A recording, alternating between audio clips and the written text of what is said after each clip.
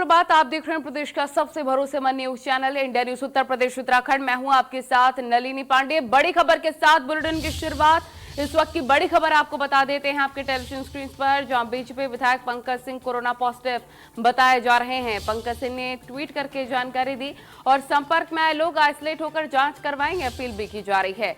नोएडा से बीजेपी विधायक हैं पंकज सिंह। बड़ी खबर आपको बता रहे हैं, पंकज सिंह बताया जा रहा है कोरोना पॉजिटिव। पंकज सिंह को हुआ है कोरोना, ये ट्वीट करके जानकारी उनके द्वारा दी गई है।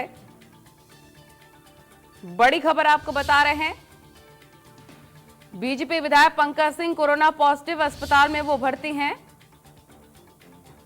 जहां उनका इलाज जारी है। तो उत्तर प्रदेश बीजेपी उपाध्यक्ष और नोएडा से विधायक पंकज सिंह ने इसके बारे में जानकारी ट्वीट करके दी है कि वो संक्रमित पाए गए हैं। हालांकि विधायक पंकज सिंह ने उन सभी लोगों से जांच कराने का आग्रह किया है जो हाल ही में उनके संपर्क में आए हैं। उन्होंने ट्वीट किया, कोरोना वायरस के शुरुआती लक्षण दिखने पर मैंने अपनी जांच करवाई, जांच रिपोर्ट पॉजिटिव आई है। डॉक्टरों की सलाह पर अस्पताल में भर्ती हुआ हूं। मेरा अनुरोध है कि आप में से जो भी आसपास के दिनों में मेरे संपर्क में आए हों वो जरूर अपना जांच करवा लें और आइसोलेट भी रहें।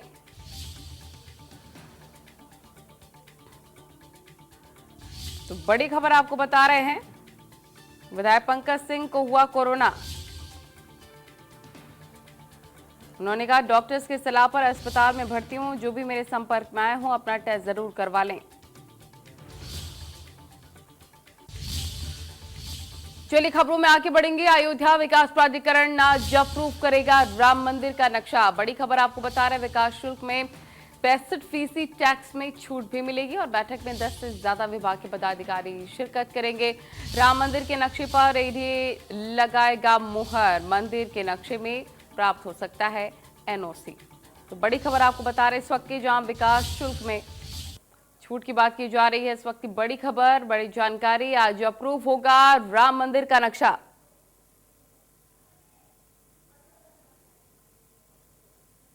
तो आज अप्रूव होगा राम मंदिर का नक्शा। बड़ी खबर आपको बता रहे हैं, एडीए इस पर मोहर भी लगाएगा। तो आज बताया जा रहा है कि अप्रूव हो जाएगा राम मंदिर का नक्शा, जिसके बाद सीधे तौर पर काम भी शुरू हो जाएगा। तो बड़ी खबर आपको बता रहे हैं, अयोध्या में आज पास हो जाएगा भव्य श्री राम मंदिर का नक्शा।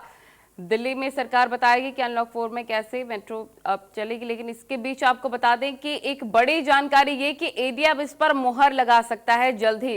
राम मंदिर निर्माण को लेकर नक्शा जल्द ही पास हो सकता है। इसके लिए काम लगातार जारी है। इसके साथ आपको बताएं, इसको लेकर अप्रूवल की तैयारी भी चल रही है।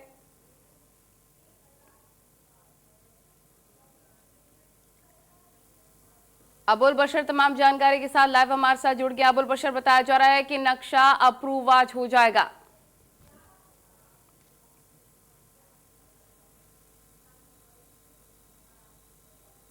हाँ बिल्कुल, क्योंकि माना यही जा रहा है कि आज राम मंदिर का नक्शा आज पास हो सकता है, क्योंकि अयोध्या विकास प्राधिकरण के बोर्ड की आज बैठक होनी है। इस बैठक में 9 से 10 विभागों से की एक बैठक होगी, जिसमें अध्यक्षता एमपी अग्रवाल जो कमिश्नर है वो करेंगे। साथ ही जो विकास प्राधिकरण के जो वीसी हैं वो मौजूद होंगे और साथ ही साथ करीब 9 से 10 विभाग वो होंगे जिससे एनओसी लेनी है, यानी कि सिंचाई विभाग, पीडब्ल्यूडी विभाग, अग्निशमन विभाग और नागरिक उड्डयन, ऐसे तमाम विभाग के अधिकारी वहां मौजूद होंगे जिनसे एनओसी ली गई है।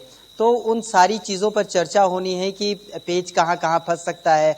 इसीलिए आज एक बड़ी बैठक होने जा रही है विकास प्राधिकरण की।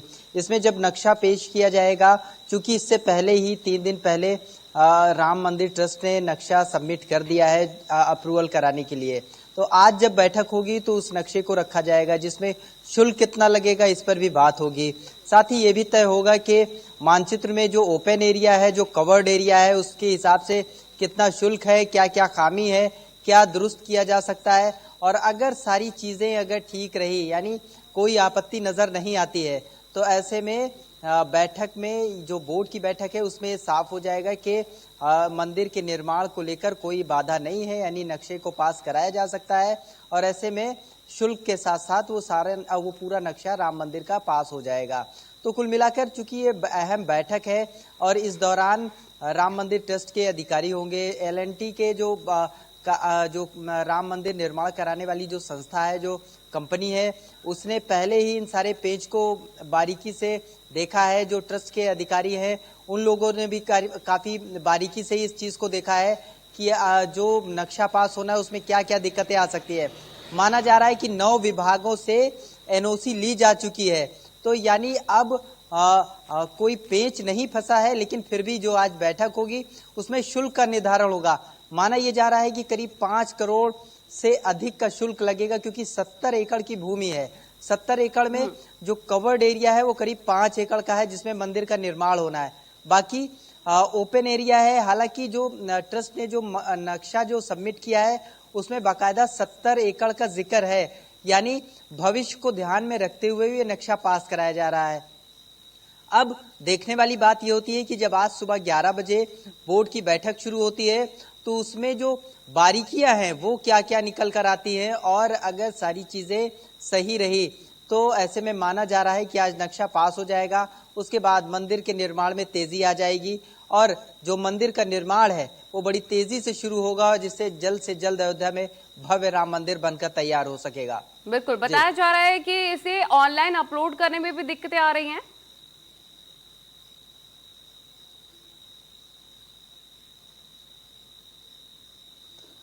देखिए, चूंकि एरिया काफी बड़ा है, करीब 70 एकड़ का एरिया है, जिसमें करीब 5 एकड़ कवर्ड एरिया, तो ये किसी एक मकान, किसी एक बिल्डिंग या किसी एक छोटी सी किसी इमारत का ये नक्शा नहीं था। ऐसे में सिर्फ वीसी के यानी विकास प्राधिकरण के उपाध्यक्ष के ही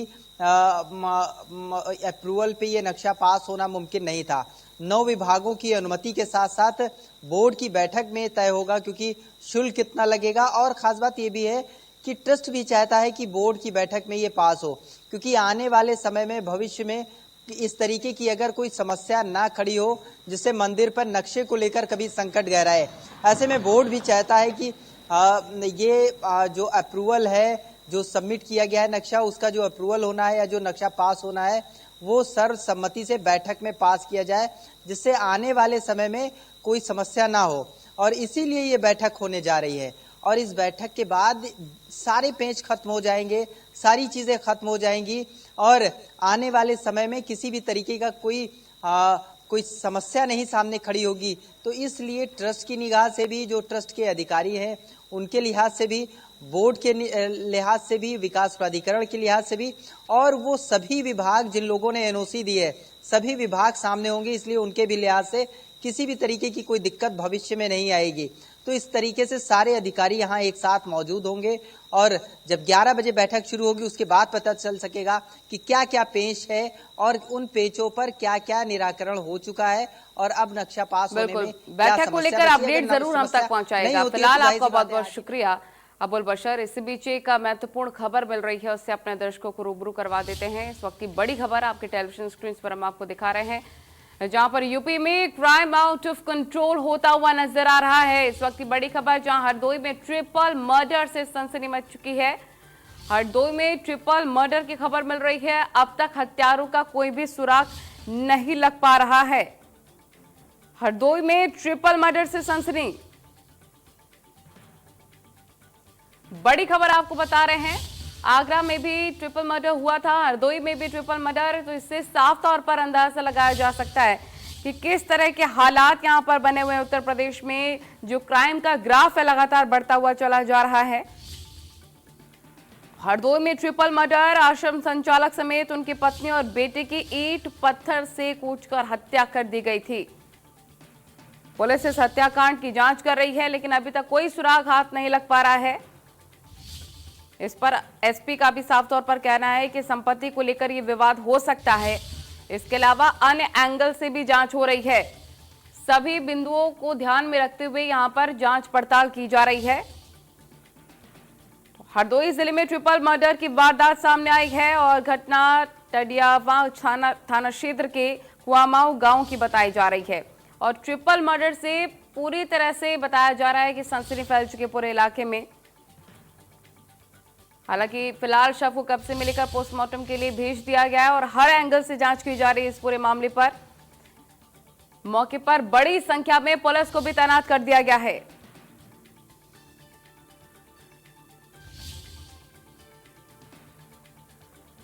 तो आपको बता दें कि सोमवार की रात तीनों लोगों की ईंट पत्थर से कूचकर हत्या कर दी गई थी। तीनों के सिर पर वार किया गया। हरदोई से खबर आपको बता रहे हैं, जहां पर गांव वालों ने सुबह आश्रम में तीनों का शव पड़ा देखा तो पुलिस को इसकी सूचना दी। पुलिस इस हत्याकांड की जांच कर रही है और एसपी अमित कुमार ने कहा कि संपत्ति को लेकर ये विवाद हो सकता है, इसके अलावा अन्य एंगल से भी इसे जोड़कर देखा जा रहा है। एसपी के मुताबिक इस हत्याकांड के आरोपी को पकड़ने के लिए फॉरेंसिक टीम और डॉग स्क्वाड की मदद भी ली जा रही है।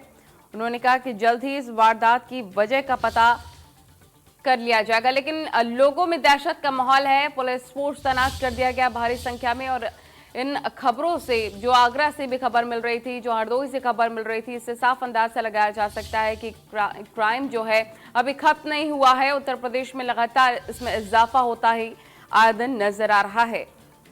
लेकिन दुख की बात यह है कि पुलिस इस पर अभी भी जांच कर रही है, लेकिन कोई भी सुराग अब तक हाथ नहीं लग पा रहा है।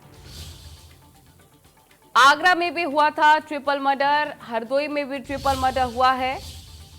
कौशाम्बी से भी ऐसी खबरें लगातार अलग अलग जगहों से खबरें मिल रही हैं, क्राइम की खबरें मिल रही हैं और जो कि सीधे तौर पर हैरान करने वाली कि ऐसे प्रदेश में जहां पर गुंडा राज नहीं होगा, ये भी सीधे तौर पर दावा किया जाता था, वहां पर लगातार बेखौफ होते हुए बदमाश नजर आ रहा है। तो सीधे तौर पर लगातार क्राइम का ग्राफ उत्तर प्रदेश में बढ़ता चला जा रहा है। अगर बात आगरा की कर ली जाए, हरदोई की कर ली जाए, इसी के साथ बात कौशाम्बी की कर ली जाए, अलग अलग जगहों से खबरें मिल रही हैं कि क्राइम लगातार बढ़ता चला जा रहा है। रवि हमारे रिपोर्टर तमाम जानकारी के साथ लाइव जुड़ गए हैं। रवि, हरदोई में ट्रिपल मर्डर, आगरा में ट्रिपल मर्डर, कितना कंट्रोल हो रहा है उत्तर प्रदेश में क्राइम का ग्राफ?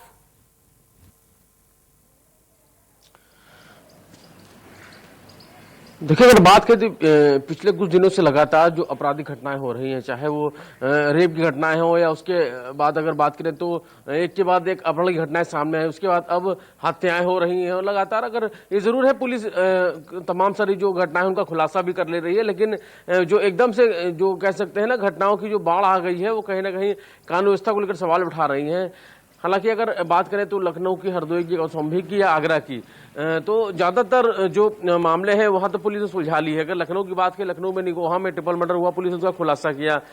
लखनऊ में डबल मर्डर हुआ है जिसमें परिवार की ही एक जो बेटी है वो आरोपी निकल कर आई है।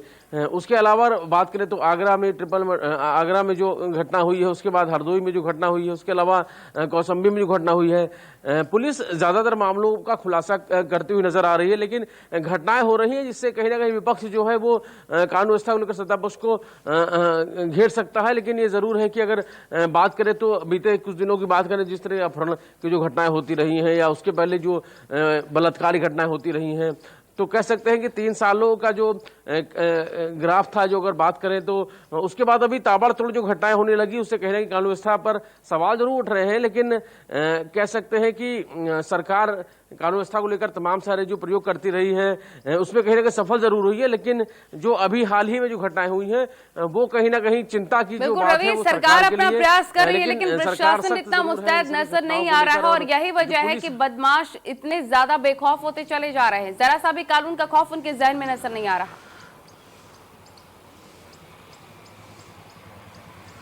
देखिए, जाहिर तौर पे अगर बात करें तो सरकार सख्त जरूर होती है ऐसी घटनाओं को लेकर और उसमें कार्रवाई भी होती है। जो लापरवाह जो जिम्मेदार होते हैं उनकी लापरवाही भी सामने आती है, उन पर कार्रवाई भी होती है। अगर हम बात करें तो कानपुर का जो बिकरू कांड हुआ है, उसके बाद लगातार विकास दुबे को लेकर जो घटनाक्रम सामने आया, उसके बाद पुलिस ने काफी बदलाव किए, दबिश को लेकर हो या अपनी सुरक्षा को लेकर हो या ऐसे अपराधियों पर किस तरह लगाम लगानी उसको लेकर हो, तो उसको लेकर लगातार काम किया जाता है। लेकिन अपराध अलग अलग तरीके का, जैसे तरह का अपराध हो रहा है, जैसे पहले रेप की घटनाएं होती रही, उसको लेकर पुलिस काम करती हुई नजर आई, लेकिन फिर अपहरण की घटनाएं शुरू हो गई, अब हत्याएं लगातार हो रही हैं, अलग अलग वजह नजर आ रही है हत्याओं को लेकर। तो लेकिन ये जरूर है कि कानून व्यवस्था को लेकर सवाल जरूर उठ रहे हैं, क्योंकि जो लोकल पुलिसिंग होती है उस पर सवाल उठते हैं, क्योंकि अगर कहीं भी कोई वारदात होती है तो उसमें पुलिस की जो गश्त है उस पर सवाल उठता है, पुलिस को जो काम करने का तरीका है उस पर सवाल उठता है। लेकिन ये जरूर जब बड़ी घटना होती है तो उसको लेकर आला अधिकारी जो है वो कहीं ना कहीं सख्त होते नजर आते हैं, और जिसके बाद जो कार्रवाई भी होती है। लेकिन सबसे बड़ा सवाल ये है कि अगर घटनाएं होती है तो घटनाओं के पीछे वजह क्या है। अगर पुलिस पहले से अगर गश्त करती रहे, या यूं कहे कि बदमाशों में जो खौफ होना चाहिए पुलिस का वो अगर बरकरार रहे तो कहीं ना दुख कहीं की जो बात है घटनाएं कि हैं, उनको पुलिस रोका को जा अब सकता तक है। कोई सुराग नहीं लग पा रहा है। बहुत शुक्रिया आपका तमाम जानकारी साझा करने के लिए। खबरों में आगे बढ़ते हैं। यूपी में अनलॉक 4 की स्थितियों की समीक्षा करते हुए प्रदेश की योगी सरकार ने अब शनिवार और रविवार की जगह सिर्फ रविवार को प्रदेश में लॉकडाउन लगाने का एक बड़ा फैसला लिया है। मुख्यमंत्री ने कहा है कि बाजार सुबह 9 बजे से रात्रि 9 बजे तक खुलेंगे और प्रदेश में बाजारों की साप्ताहिक बंदी सिर्फ रविवार के दिन ही कराई जाएगी। मंगलवार को लखनऊ में हुई उच्च स्तरीय बैठक के बाद सीएम योगी ने ये तमाम फैसले लिए हैं। सरकार के इस फैसले के बाद हफ्ते में 6 दिन लोगों को बाहर निकलने की छूट होगी। हालांकि रविवार के दिन लोगों को बाहर निकलने की इजाजत नहीं दी जाएगी। सीएम योगी ने इस बाबत अधिकारियों को सभी व्यवस्थाओं को दुरुस्त करने के निर्देश जारी कर दिए हैं।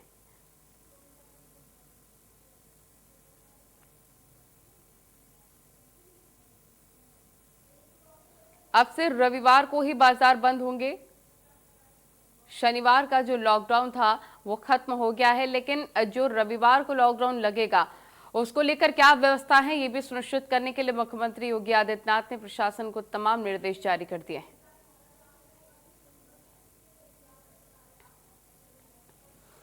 तो कोरोना वायरस के बेतहाशा बढ़ते मामलों को देखते हुए इलाहाबाद हाईकोर्ट ने उत्तर प्रदेश में हुक्का बार पर रोक लगा दी है। कोर्ट ने मुख्य सचिव को आदेश दिया है कि वो किसी भी रेस्टोरेंट व कैफे में हुक्का बार चलाने की अनुमति ना दे। कोर्ट ने मुख्य सचिव से 23 सितंबर तक इस आदेश के अनुपालन की रिपोर्ट भी मांगी है और महानिबंधक को आदेश के प्रति मुख्य सचिव और प्रदेश के सभी जिलाधिकारियों को अनुपालन के लिए भेजने का निर्देश भी जारी कर दिया है।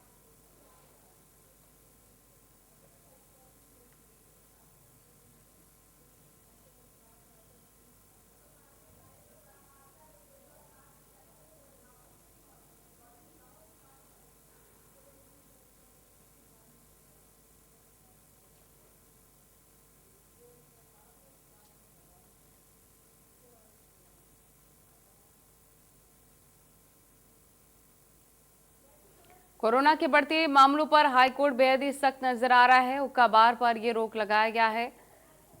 कैफे में हुक्का बार की अब अनुमति नहीं मिलेगी।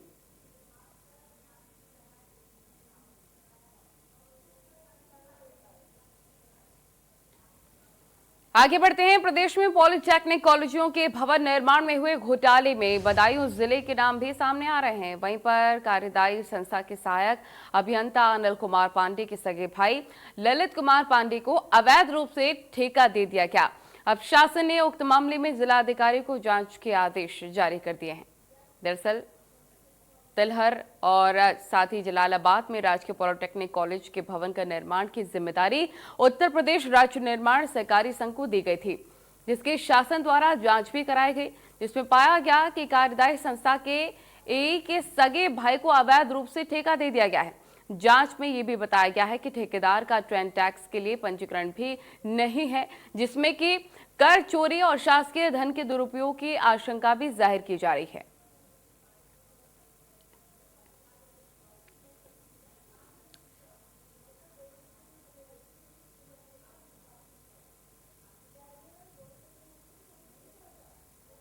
निर्माण कार्य नए पॉलिटेक्निक का यहाँ पे चल रहा है, सहसवान में चल रहा है, हमारे जनपद में बदायूं में चल रहा है और मंडल के अन्य जिलों में भी चल रहा है। तो शासन की ओर से एक नामित विशेष सचिव प्रत्येक मंडल में भेजे गए थे। वहाँ के वो जो जितने जनपद हैं वहाँ पे निर्माण कार्य चल रहे हैं उसकी गुणवत्ता को वो देखें। तो उस क्रम में हमारे यहाँ शासन से विशेष सचिव आभा गुप्ता आई थी यहाँ और आके उन्होंने इनका निरीक्षण किया था। निरीक्षण के उपरांत उन्होंने कुछ जो हमारे पॉलिटेक्निक सहसवान में बन रहा है वहाँ पर कुछ गुणवत्ता में कमियाँ बताई हैं और कुछ दिशा निर्देश भी दिए थे उसको सही करवाने के लिए। तो उसी के क्रम में हमारे यहाँ से कल हमें एक पत्र प्राप्त हुआ है और उसमें हम एक कमेटी बना के इनकी गुणवत्ता की जांच करवाएंगे और साथ ही साथ इसमें यदि कोई कमियां कहीं पे होंगी तो उसमें मटेरियल वगैरह के में क्वालिटी में अगर कहीं कंप्रोमाइज़ किया गया होगा तो उससे नियमानुसार वसूली की जाएगी। यहाँ रुकेंगे छोटे से ब्रेक के लिए, खबरें लगातार जारी है।